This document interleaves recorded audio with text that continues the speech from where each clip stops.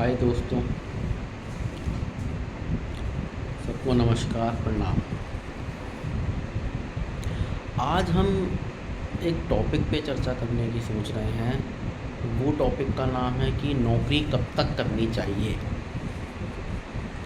बहुत लोगों के मन में प्रश्न आता है कि नौकरी अच्छी है, धंधा अच्छा है, क्या अच्छा है क्या बुरा है, किसको क्या करना है, ये तो उसकी समस्याओं, उसकी ज़मीनी हकीकत, उसके पास उपलब्ध रिसोर्स, इन सब से तय करना पड़ता है।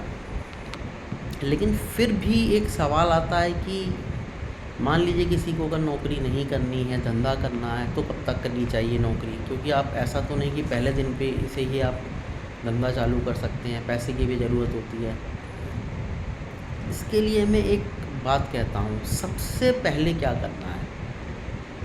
मान लीजिए आपके पास बहुत पैसा है तो कोई बात नहीं है, आप धंधा कीजिए, आपका धंधा कर सकते हैं। मान लीजिए आपके पास पैसा नहीं है और आपका मन में है धंधा करने का, तो उसके लिए सबसे पहले आप क्या कीजिए, नौकरी करके बचाइए। कम से कम वहाँ तक बचाइए कि आप अपने पास साल 2 साल का पैसा जोड़ सकें, जिससे आपकी लाइफ सर्वाइव हो सके। क्योंकि आज के तारीख में जीवन यापन के लिए भी पैसे की ज़रूरत होती है, और सब इतने पैसे वाले नहीं हैं कि अपना जीवन यापन बिना नौकरी या बिना धंधे के कर सके। धंधा जमने में समय लगता है। तो सबसे पहले 1 साल का पैसा कम से कम आपके पास जुड़ा होना चाहिए। दूसरी चीज़ आती है कि नौकरी छोड़नी चाहिए फिर धंधा करना चाहिए, या नौकरी के साथ करना चाहिए। कोशिश कीजिए थोड़ा सा धंधा जम जाए, साथ में अपनी वाइफ को साथ में लीजिए, अपने भाई को साथ में लीजिए। थोड़ा सा जम जाए तो नौकरी छोड़िए, धीरे धीरे स्विच ओवर कीजिए। अगर कोई सरकारी नौकरी नहीं है तो आप धीरे धीरे स्विच ओवर कर सकते हैं। सरकारी नौकरी है तो वो आपको ऐसा करने की इजाज़त नहीं देते हैं, पर अगर प्राइवेट नौकरी है और सरकारी नौकरी है तो आप धंधा करेंगे भी क्यों। हाँ, अगर प्राइवेट नौकरी है तो धीरे धीरे आप स्विच ओवर कर सकते हैं, दूसरा कुछ काम साथ में कर सकते हैं। थोड़ा सा इस्टेब्लिश कीजिए, पैसा जोड़िए, स्किल्स को समझिए।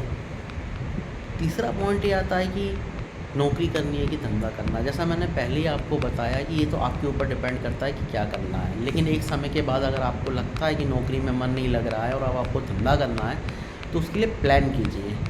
प्लानिंग कब करेंगे, ऐसा नहीं कि नौकरी कर ली 10-20 साल बाद हम सोच रहे हैं। जिस दिन से आपको नौकरी मिल जाती है उसी दिन से उसके बारे में प्लान करना चालू कीजिए, थोड़ा सा पैसा बचाना चालू कीजिए। ये सब ओवरनाइट नहीं होगा, थोड़ा थोड़ा प्लानिंग करेंगे। मान लीजिए आपकी सैलरी 10,000 है, बहुत छोटी चीज़, आप सोचेंगे 10,000 में क्या धंधा हो सकता है। अब 2,000 रुपये बचाना चालू कीजिए, म्यूचुअल फंड में लगाइए, एफडी में लगाइए, आरडी में लगाइए, थोड़ा थोड़ा पैसा चालू कीजिए। मान लीजिए आप 5 साल नौकरी करते हैं, 2,000 रुपये महीना बचाते हैं, तो मोटा मोटा 24,000 रुपये साल का बचाते हैं, और 5 साल में ये 1.25 लाख रुपये की राशि हो जाती है। अब इस पर ब्याज आपको मिलता है, कुछ रिटर्न आपको मिलता है। मान लीजिए 1.5-2 लाख रुपए की राशि हो जाती है। 1.5-2 लाख रुपए की राशि से आप कुछ नाश्ते का व्यवसाय चालू कर सकते हैं, धंधा चालू कर सकते हैं। क्योंकि आपकी सैलरी 10,000 ही है, तो इतना तो आप कोई भी व्यवसाय चालू करके कमा सकते हैं। एक ही पैटर्न है, अगर आपकी सैलरी 1 लाख है तो प्रपोर्शनेट में आप उतना बचाइए। कहने का मेरा मतलब है कि पहले दिन से अपनी प्लानिंग चालू कर दीजिए, वेट मत कीजिए।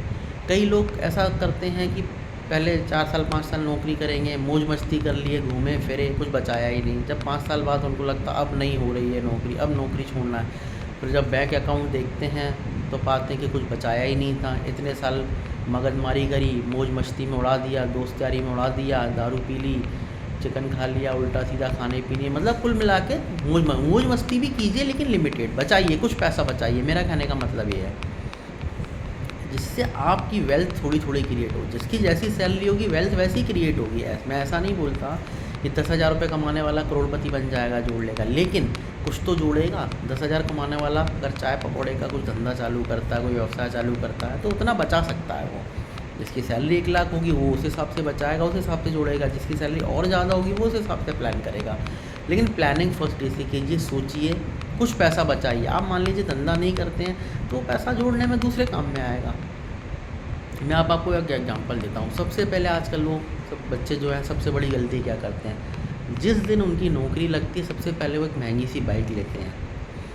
जाने आने के लिए बाइक ज़रूरी है, लेना भी चाहिए, लेकिन क्या 20,000 रुपये की नौकरी लगने पे 2 लाख 2.5 लाख रुपए की बाइक खरीदना उचित है? वो बाइक 5 साल बाद आपकी, आज 20,000 रुपये की नौकरी लगी, आपने बाइक खरीद ली 2-2.5 लाख रुपए की, उसकी किस्त आना चालू हो गई। आप पाएंगे कि 5 साल बाद वो बाइक की वैल्यू 50,000 25,000 रह गई और आपका मन उस बाइक में अब नहीं लग रहा। अब एक दूसरा एग्जांपल लेते हैं। मान लीजिए आपने जाने आने के लिए बाइक ली, लेना भी चाहिए, शौक पूरे कर लीजिए, 50,000 रुपये की, 80,000 रुपये की या 1 लाख रुपये की बाइक ली। उस बाइक और 2 लाख की बाइक में आपने 1 लाख रुपये बचा लिए। वो 1 लाख रुपये को आप इन्वेस्ट कर दीजिए। 5 साल बाद आप पाएंगे कि 2.5 लाख रुपये आपके वो 1 लाख रुपये बन गए हैं।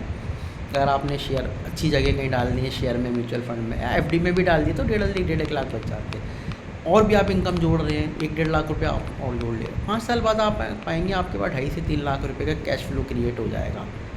अब आप सोचिए, पहली तस्वीर देखिए जिसमें आपके पास में कुछ भी नहीं है, किस्तें चल रही है। दूसरी तस्वीर देखिए, आपने 3 लाख 4 लाख रुपए की वेल्थ क्रिएट कर ली है।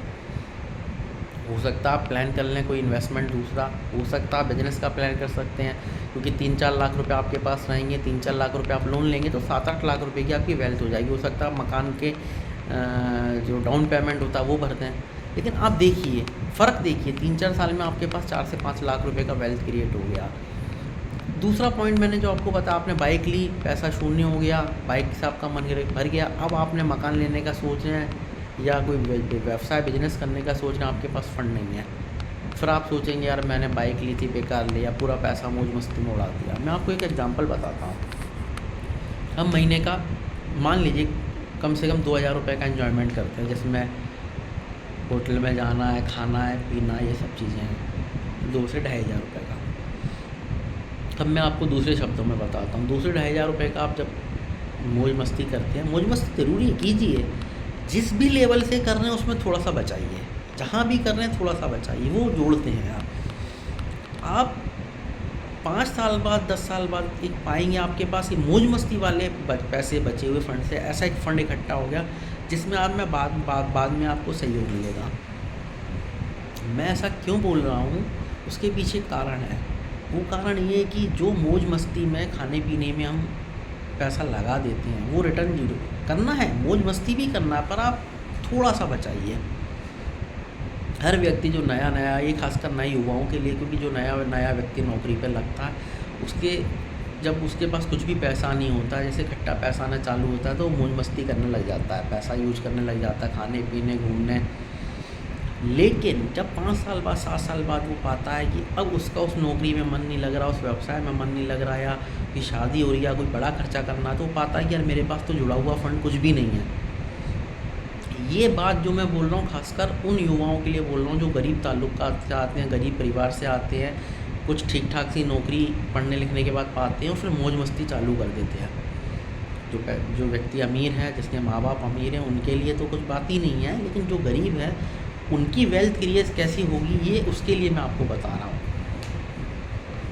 आप देखेंगे कि कुछ ना कुछ बचत जब चालू करेंगे, धीरे धीरे वो परिवर्तन होगा, वो वेल्थ में क्रिएट होगी। अब मान लीजिए आपके पास 5 लाख जुड़े हैं, 4 लाख जुड़ गए हैं, तो एक आपको मन में एक विश्वास आएगा, एक कॉन्फिडेंस आएगा कि मैं कुछ कर सकता हूँ, कोई प्लान कर सकता हूँ, मकान ले सकता हूँ, डाउन पेमेंट ले सकता हूँ। ये एक फ़र्क है जो 5 साल आपने शुरू में मौज मस्ती में निकाल दिया और 5 साल आपने थोड़ा थोड़ा पैसा जोड़ा। मौज मस्ती करना है, लेकिन आप अगर 100 रुपये की कर रहे हैं तो 50 की कीजिए, 1,000 की करते हैं तो 500 की कीजिए, बस इतना ही है। ज़िंदगी के अंदर बैलेंस होना बहुत ज़रूरी है। अगर बैलेंस नहीं होगा तो फिर कुछ भी नहीं होगा। इसलिए बैलेंस बनाइए, मस्त रहिए, स्वस्थ रहिए। धन्यवाद। जय हिंद, जय भारत।